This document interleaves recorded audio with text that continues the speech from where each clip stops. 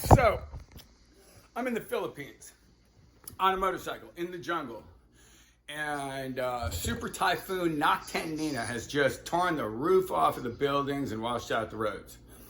On the back of the motorcycle is my lovely girlfriend, and I've got to get her up to the provinces where she needs to enact a trust whereby a large sum of money, I shouldn't go into details, but a large sum of money was left to the a tribe, if you will, up in the jungle. Well, not the jungle. The provinces are kind of like, I don't know, if you're in the States and you're watching this, it might be kind of like the Appalachian Mountains, right? So anyway, I had a map drawn out, looked kind of like on the back of a bar napkin kind of thing. And the sun's going down, and the roads had been washed out pretty heavily. This is on the island chain of Palawan. We were in Coron, which is this cool town. The Philippines are flipping beautiful. Oh my God, right? Diving in the Philippines, I was a little unprepared. It was like Christmas Eve, and I was able to kind of throw together a boat trip where we could go diving around like sunken World War II ships. Really cool. But that's another story. So anyway, here's a tough situation, right? I have the princess on the back of a motorcycle, and we stopped. She speaks a little Tagalog. That's a native language over there. Well, I speak a lot of languages.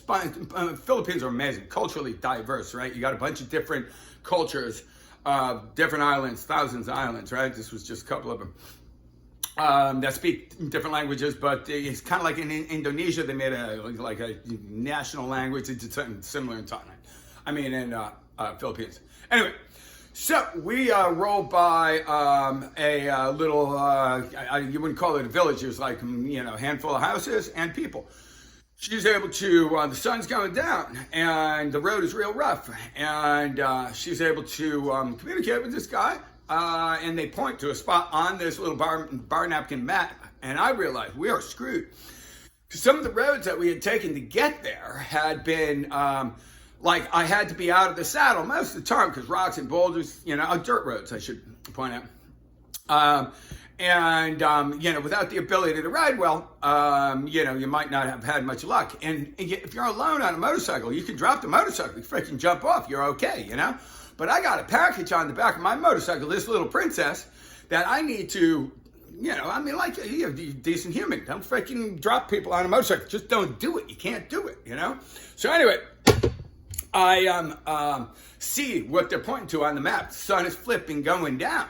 And the road is such that, with nothing but the headlight of the motorcycle, you can't see, I've never been down these roads. I'm not from the Philippines. And I haven't been through a typhoon, I don't think. Anyway, whatever. It was sketchy, right? Anyway, the roads that had gotten me there were kind of one way. I'd gotten speed, gotten up over the freaking boulders and what have you, but I wasn't going to be able to get back down, not in the dark. So we are in a make it or break it type situation. And I can tell that my girlfriend does not have her eyes open. I would have never stayed. I got to give her credit. I don't know if you give her credit or if I need to talk to her about never staying on the motorcycle under these circumstances again. But it's, it's extreme, right? So, sun is going down. Now I realize, the other thing I realized on this trip, I was like, why can't I see clearly, right? Turns out I needed glasses. I came back and got glasses. Finally, when we made it out of the jungle, which we did do, I looked at a sign at the little Puddle Jumper airport. And I asked her if she could see something. And she said yes. And I was like, oh my God, I need glasses. That's why I couldn't see. You had to really concentrate. I was so stressed. You had to concentrate on the rocks and boulders because you hit the wrong way and you fall down.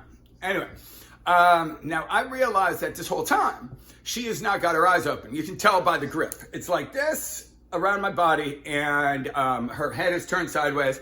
And she keeps on repeating something about, I don't know what she's saying, right? I keep on hearing something that sounds like a puppy clown. I'm a puppy clown, right?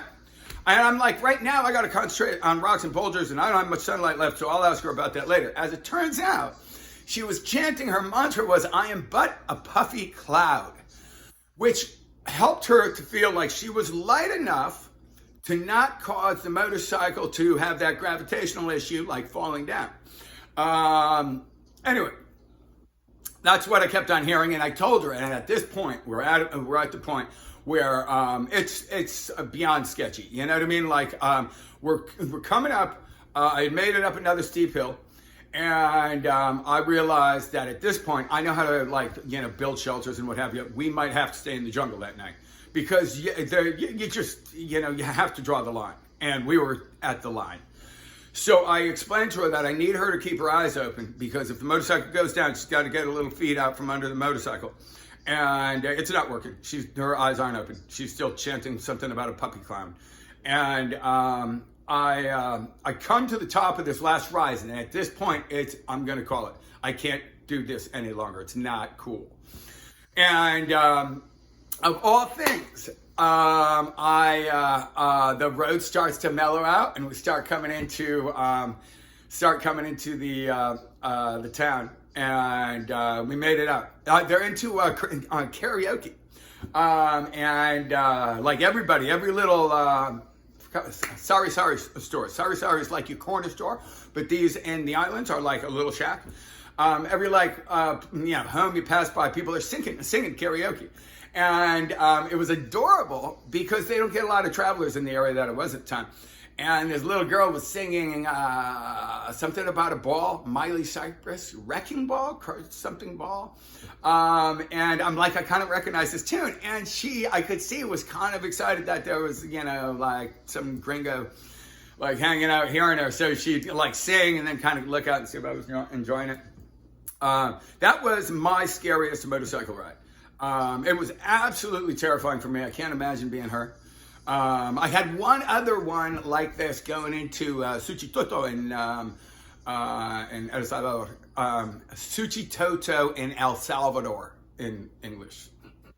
And my daughter was on the back of the motorcycle, and we had gotten directions to get to Suchitoto from, we were riding through the mountains.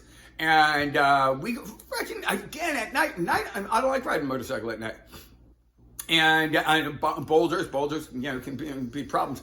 And we finally made it into town. I'm like, yeah, man, what did I do wrong? And they informed me that in that case, we had taken, when you're moving, say, contraband, there had been a big civil war. So anyway, the road that we took was the road that you take if you don't want to encounter people. So that was another really sketchy, because I'm like, I know that this is where they're telling us to go, and I'd seen a light off in the distance, nighttime jungle. Anyway, I kind of a fun story. I could go into a lot of detail, but I go on a lot. Just travel tales.